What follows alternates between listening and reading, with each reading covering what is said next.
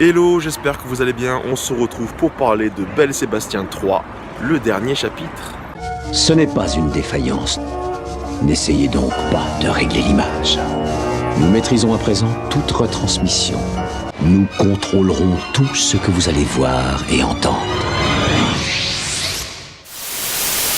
Belle, tu es si belle, qu'en te voyant, je t'ai aimé. C'est vrai. Eh bien, ce Belle et Sébastien 3, le dernier chapitre, est-il un bon film ?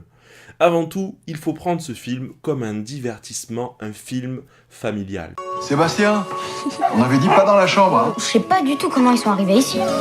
Pour la petite histoire, Sébastien a grandi, il a désormais 12 ans, et Belle a eu des chiots. 3 petits chiots très mignons. D'ailleurs, il faut noter que la chienne Belle est incarnée par 4 chiens différents dont j'ai oublié les noms, mais un des principaux c'est Garfield, et il y a 3 autres chiens qui incarnent la chienne. Mais ça fait plus de 4 ans que je la cherche partout, ma chienne. Ah, qu'est-ce qui me prouve qu'elle est à vous? Que cette chienne est à moi. A noter également que les 3 petits chiots, eh bien pour le tournage, il a fallu avoir plusieurs portées disponibles à la chaîne pour subvenir aux besoins du film, parce que les chiots grandissaient assez vite, et du coup, pour garder à peu près la même taille, eh ben, ils ont dû prévoir plusieurs portées de chiens. On imagine le casting de portées de chiens avec la même couleur de pelage et tutti quanti. Ouh! Les chiens, ils sont à personne. Ils suivent ceux qu'ils aiment. Faudrait qu'on parle des chiots aussi. C'est donc Clovis Cornillac qui s'est collé à la réalisation. On retrouve parmi les acteurs, bien sûr, Félix Bossuet qui incarne toujours Sébastien, et Tchéky Carrillo qui incarne toujours César. C'est de ma faute, je suis trop vieux. Non, c'est moi qui suis trop petit. On va pas se laisser faire. Par quoi commencer pour vous parler de ce film ? Eh bien déjà, c'est un film, il faut le dire, qui se laisse regarder, mais qui n'est pas exempt de défauts dans la réalisation ou dans le scénario. C'est là que le bas blesse. Mais en tant que porteur de valeurs humaines, alors il y en a qui diront que c'est trop mielleux, c'est tout enrobé, ah, il est gentil, ah, les chiens ils sont beaux, blablabli, blablabla. C'est vrai, il y a ce côté mielleux, mais il y a ce côté humain aussi qui est là, qui est présent et qui est quand même assez fort, assez touchant d'un certain point de vue. Après, il y a les erreurs scénaristiques, les ellipses scénaristiques, des choses qui ne sont pas assez poussées, pas assez fouillées. On aimerait en savoir plus sur certaines choses, mais en même temps, c'est un divertissement familial. Le format de ce film, donc, c'est 1h30 maximum, on dépasse pas, c'est-à-dire au-delà d'1h30, on sait qu'en général, les gamins, ils décrochent. Pour certains, Belle et Sébastien, c'est un feuilleton des années 60. Pour d'autres, c'est un dessin animé des années 80. Et pour les plus jeunes d'aujourd'hui, c'est un film des années 2010. Mais ça reste quand même une œuvre qui peut toucher un large public. On va se cacher aux Moulines. Ils penseront jamais à nous chercher là-bas. Allez, encore un effort! Pour parler de la bande originale est très bien et parfaite. Mais on n'a pas retrouvé Zaz qui nous chante le thème « Belle, tu es si belle ». Non, on l'a pas retrouvé, c'est très très étrange qu'on n'ait pas retrouvé ce thème dans le film. On l'a musicalement, mais on n'a plus la chanson.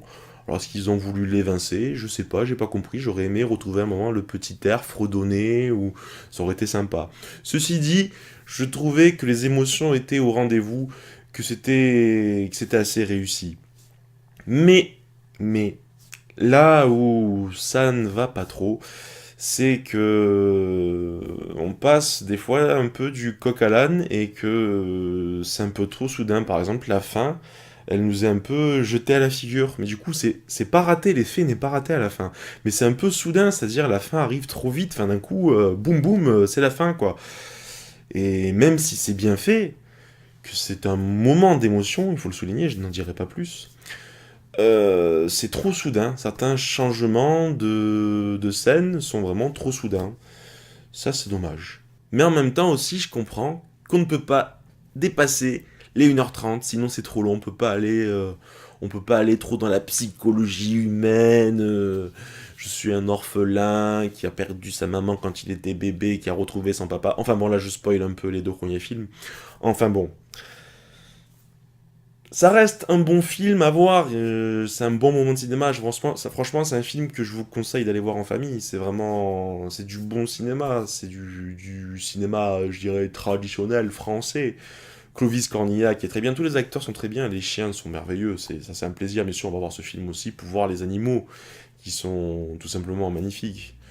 C'est très bien réalisé, à ce niveau-là il n'y a pas de souci. Après il y a des petits défauts, à un moment donné, on a un peu l'impression de voir un mannequin qui est traîné sur le sol, enfin bon, ça sans spoiler les différents passages, bon, il y a des petits effets un petit peu ratés, il faut vraiment zioter, hein.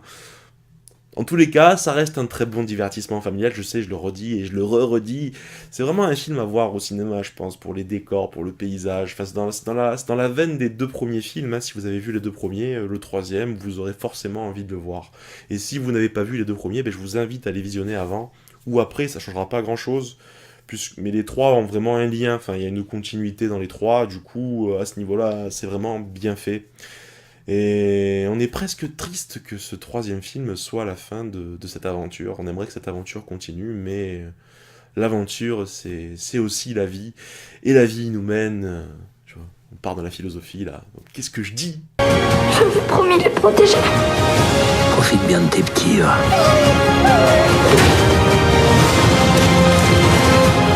Je vois déjà toutes les critiques très pointues qui pourraient dire que ce film, bon, ça se laisse regarder, mais finalement, il n'y a pas grand-chose, c'est comme si on regardait un feuilleton à la télé, on se laisse porter, on suit le truc, voilà, ça c'est un peu une vision très critique. Moi, je me suis laissé porter par le film quand je vais au cinéma, je cherche pas, je me laisse porter par le film, après j'analyse, je réfléchis, mais c'est vrai qu'on peut dire, dans les petits détails, nanani, nanana, ça c'est mal fait, ça va trop vite, c'est comme ci, c'est comme ça aurait pu être comme ça aurait pu être comme ci, mais je suis pas d'accord, même s'il y a des imperfections dans le film, ça reste vraiment un très beau film.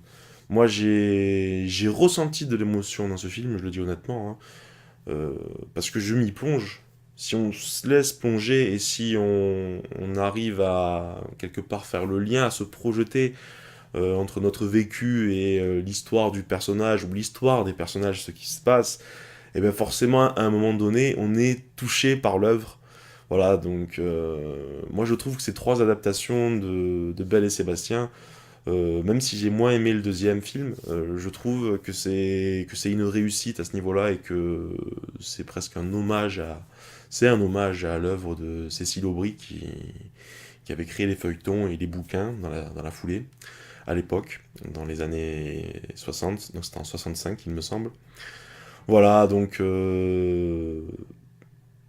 allez voir ce film, c'est du cinéma français, ça a été tourné dans les Hautes-Alpes, la musique est magnifique, les décors sont magnifiques, les personnages sont très beaux, même si on va dire « Oh, c'est trop mielleux, c'est trop au pays de Candy ». Non, c'est pas vrai, c'est pas seulement ça, c'est pas vrai. D'ailleurs, le méchant, Clovis Cornillac, c'est un méchant que je trouve assez réaliste, même si on peut y trouver des traits de caractère assez... pas cartoon, mais assez dessin animé, assez un peu Cruella, ce genre de choses. Mais moi, je trouve qu'en fait, ce personnage, il est très bien fait. Le personnage du méchant est assez réaliste, quelqu'un de sombre. Mais on n'en sait pas plus sur lui.